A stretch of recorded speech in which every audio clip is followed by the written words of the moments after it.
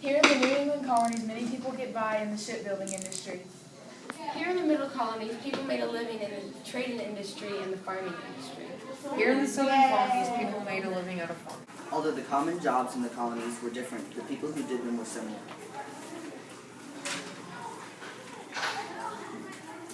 Men worked the actual paying jobs while women stayed at home and cared for the children.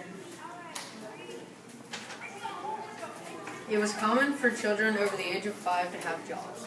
Indentured servants didn't really make a living, but at the end of their served years, they would have a land contract given to them by the people they worked for. The land contract you get for working for me. Owning or business owning, males and families died. Then their land or business would go to their spouse or children.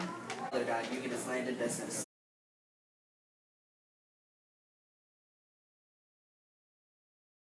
Slaves were used to maximize the production of certain products and to get their household chores done.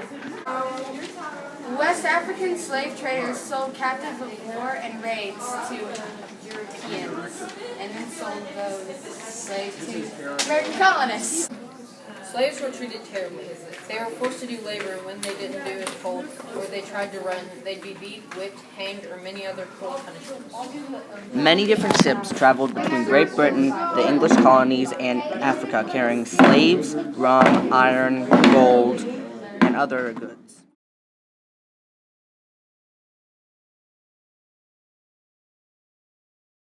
Isn't it a beautiful day in Boston? Not really, I'm feeling kind of under the weather. Oh, I hope you don't have smallpox. That sure has been going around. Yeah, like 849 people have died. That's like 50% of the population. I hope I don't die. Oh no, guess that's 850. Jonathan Edwards, and I am a minister of Massachusetts. I think that religion should greatly influence the colonial life. It's about time that we have religious freedom. It's also about time that the North and South decide their differences unite. This movement was called the Great Awakening, and it lasted from the 1730s to the 1740s. The press has become an important event in colonial Americans. John Peter Zenger expressed his freedom of the press by publishing in his newspaper. About John Peter, did you hear about how officials charged him with a crime and threw him in jail? He later went to court, and the jury found him non-guilty. Yeah, I also heard that what Zenger said later was true, so that gave me the right to publish it.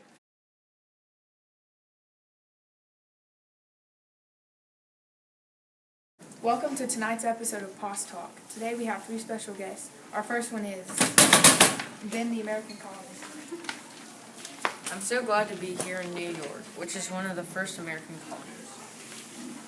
That's true. Tonight we're going to ask you questions about the political traditions and the economic policies of England at your time. First question, how did you get the tradition of protected rights? Protection of people's rights was a central idea in the English system of government. Since the colonies were greatly influenced by English system of government, it became a tradition. Wonderful. So what was the Magna Carta and how? Where did it come from? The Magna Carta is actually where the protection of people's rights first appeared. The document gave English people protection against unfair treatment. King John signed it on June 15, 1215. Here's another question about the English government. What form does representative government do in England? Representative government is actually another tradition of the English. Representative government is a system where the people elect delegates to make laws and conduct their government. Wonderful answer, Ben. Thank you so much for being on the show. Hope you can join us again sometime. Let's switch over to May, who is interviewing another colonist. Thanks, Megan. I'm here with George the colonist and his wife. So, I'm here to ask you guys some questions. What's the Bill of Rights and what are the history of its creation? The Bill of Rights was created in 1689 by the English Parliament, which was a representative assembly. The Bill of Rights stated things like how a ruler could not do things like suspend Parliament's laws or raise an army without the Parliament's consent. What are the different kinds of colonies and how are they run? There were charter colonies, proprietary colonies, and royal colonies. Charter colonies got their land from a grant of rights called a charter. Proprietary colonies were the property of an owner or group of owners, and royal colonies were directly under English control. What's mercantilism, and how did it affect England? Mercantilism was an economic theory that would benefit countries like England by exporting more goods than they imported. Why did the English pass a series of laws known as the Navigation Acts? The Navigation Acts were passed to force colonists to sell their goods to England instead of their own countries. This was related to mercantilism. How did you colonists react to the Navigation Acts? It was all for a good cause, but we began smuggling goods to other countries so we could profit more. Thanks so much for talking to us and answering our questions.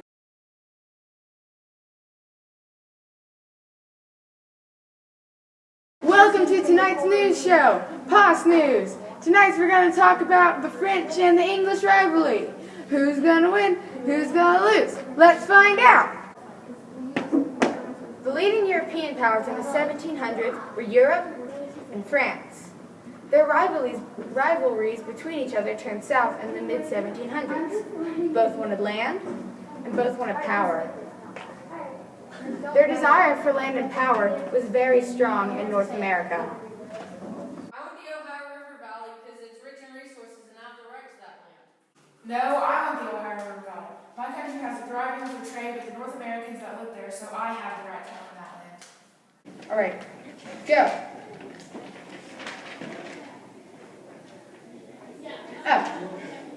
The French are beginning to build a chain of forts from Lake Ontario south to the Ohio River. They're trying to protect the claims in the valley. But what's this? The British are starting to build a fort in western Pennsylvania. What will happen next? It seems that the French have taken over the land that England was building on. Now they're building a fort on top of it and naming it Fort Duquesne. The year 1754, and I, George Washington, and a military force made up of ordinary citizens called a militia, have been sent by the governor of Virginia to get rid of those disgusting French. I'm going to first set up a small fort called Fort Necessity that will be near Fort Duquesne. Good luck with that terrible plan. Us French and our best trading buds, the Native Americans, are going to ally and raid your land.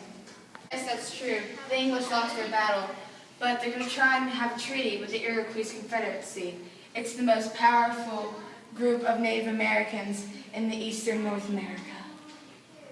The Iroquois Confederacy included 6 nations: the Mohawk, the Seneca, the Cayuga, the Onondaga, the Oneida, and the Tuscarora.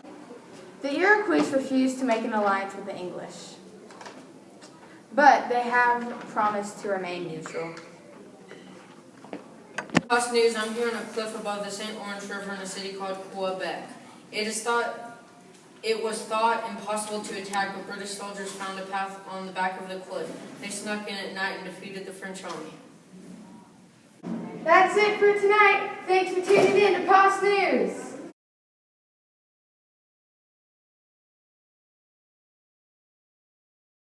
Here in the Middle Colonies, people made a living.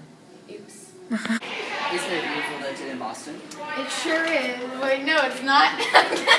Today was definitely very Get off. Loud. Welcome to tonight's episode. Louder! Do it again, louder! We can cut it out. Louder! Jesus Christ, Megan! That's true. The English lost their battle, but they're going to try and make up for it and have a treaty with the Iroquois Confederacy. That is true. They're going to try.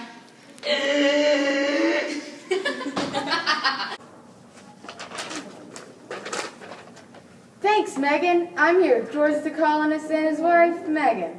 No.